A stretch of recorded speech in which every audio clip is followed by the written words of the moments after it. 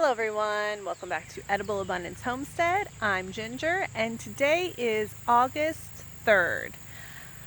So today I'm going to do a quick kind of overview of how things went with our cucurbits, I'm not sure how you say that, the melons, the cucumbers, the vining squash type plants. So I'm down here at this end, this is the melon end. As you can see, the plants are starting to look a little tough. So we planted 4 cantaloupe plants and then 4 watermelon plants, 2 sugar babies and 2 orange glow. The cantaloupes were all the Hale's Best, which is kind of just like a standard cantaloupe. So this year was a little bit weird, which I feel like that's the theme of this year, but just my comparison to last year. Last year, the cantaloupes got ripened and ready, and we like gorged ourselves on cantaloupes. And then kind of halfway through them getting ready, then we started to get the earliest watermelons ready, and then, finished off the cantaloupes, and then the watermelons we had, another couple weeks left with. This year, I think the cantaloupes were late because everything kind of got ready at the same time, and it was really overwhelming as a family of 5 to keep up eating that many melons fresh because, there's not a lot of ways to preserve melon. So right now we are kind of at the tail end of the cantaloupes, and there's still some watermelons out here that are not quite ready. They've been delicious. There's no complaints about the quality at all. It's just been a lot at once, and I feel like last year it was a little more strung out over the season with the cantaloupes being sooner. So anyway, if you take a look, you can see some watermelons still tucked in there, some sugar babies and some orange glow. And the cantaloupe, I'm trying to see, I think there might be 1 or 2 cantaloupes still in there.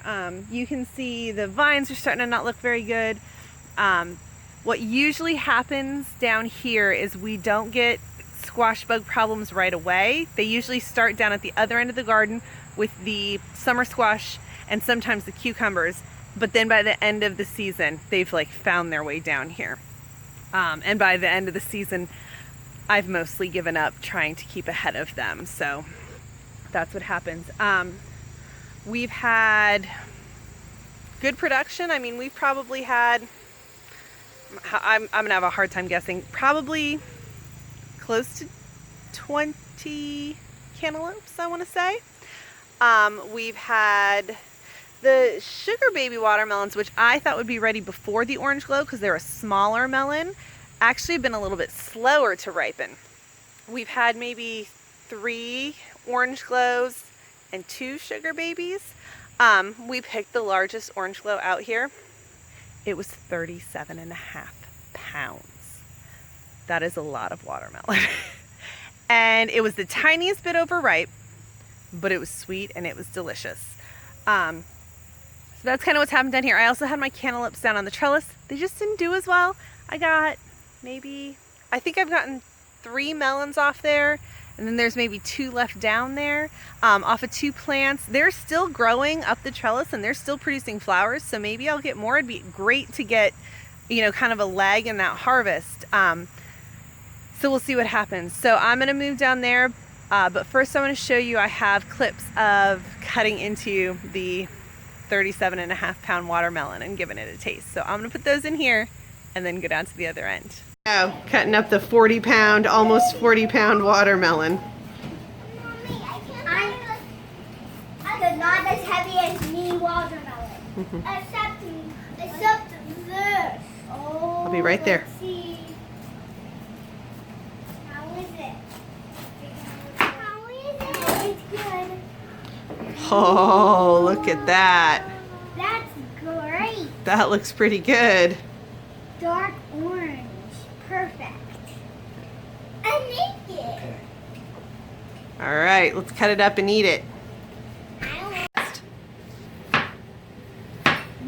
How's it taste? Good. Is it good? It's sweet? All right. So even at 40 pounds, it was still delicious. Can I see the two?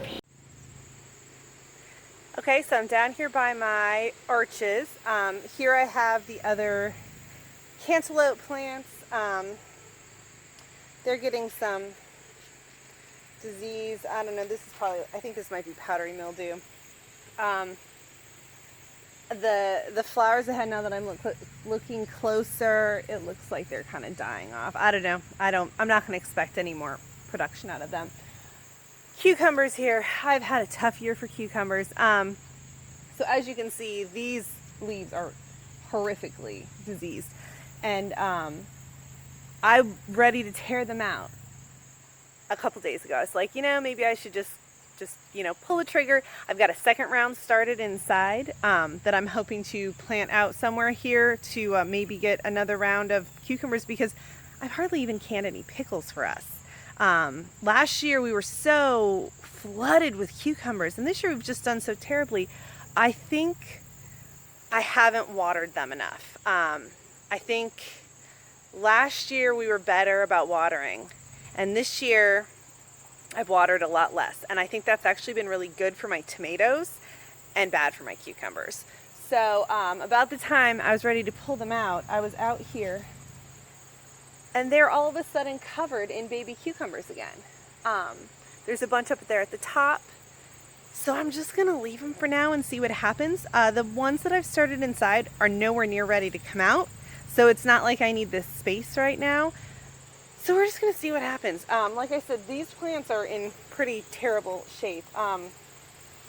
And part of the reason for that, so I also have a squash plant, if I can get around here. There's a summer squash plant down in here. And I noticed that where it was kind of touching the cucumbers, I've ripped that part out. But where it was touching the cucumber plants, that was really spreading badly. And then the same... step over here. This is my giant cucumber, and it's starting to look, not cucumber, summer squash, and it's clearly not in great shape either. And you can just kind of see where those things were probably closer together than they should have been, because they share pests and they share, funguses and stuff. So I think maybe for next year I might see if I can't separate them a bit better. The summer squash produced really well and have mostly stayed healthy. Like I said, the cucumbers have not. So I don't know. I'm going to have to see kind of how things lay out for next year, because sometimes as I'm planting, I don't go in with like a grand master plan. And sometimes things just end up getting stuck wherever I have a space. And also sometimes coming out of the spring garden into the summer garden, something is still producing where I'd planned to plant something else. But if I'm still getting good production off of one thing and not another, I'm not going to rip out something that's producing well just because I need the space if there's another space available, that sort of thing. So anyway, there was another small summer squash plant that I did tear out because it was completely infested with squash bugs. It was crowding up against my Keuka melons, which actually I will walk over to that trellis and show the Keuka melons too, because they fall in this family. So it was right here, and it was getting really destroyed by the pests. The leaves were looking bad. It was starting to get some diseases, just not looking good, and I didn't want it to infect the Keuka melons. So here are my Keuka melons that are really hard to see because of where the sun is. And you can see they're doing really good. Actually, I think this has probably grown a foot since a day or two ago when I pulled out that squash. So I'm thinking it was probably competing with the Keuka melons too. And I put them in super late, but they're also apparently super slow to get going anyway. So even though they're in super late, I don't think they're really that far behind. And I'm really excited to have another pickling thing hopefully come out of the garden. Though from what I've heard, they're not so great for canning because they're so small, they get mushy. But anyway, we'll see if I even produce any. I'm not there yet. But But anyway, so these guys are actually looking great, and seeing this, I'm really glad that I pulled out that summer squash, because it wasn't going to produce much more. I was going to be lucky to get one more squash off of it, and it's not worth leaving it there for that when now these guys are starting to really take off, and they could really produce a lot for me. So anyway, so that's the story there. I'm happy with how the summer squash has gone. They have lasted a long time for me. Usually they don't last this long, so I got no complaints with those. The cucumbers are a bit of a problem. We'll see if the round of baby cucumbers that are up there now all manage to ripen. That's going to be a decent load of cucumbers, especially for how late in the season it is. Usually they're the early ones, and they just haven't done great this year. So we'll see. Like I said, I have another round ready to go. I am also hesitant with my second round of planting them on the same trellis, just because I'm afraid that, you know, any disease or bugs or anything that are here now, they're still going to be here even after I rip out the plant. So we'll see. I'll have to see what kind of space I have, if there's somewhere else I can stick them. One last thing here, my Keuka melons. And if I've got two big ones, there's a couple little babies on here too. So we'll see how they do. I know they're super late. I know they were kind of like the cucumbers. They just didn't do so well. I've also been thinking it might be this side of the garden. I'm actually considering moving my arches deeper into the garden instead of having them on this edge next year, and see if that helps.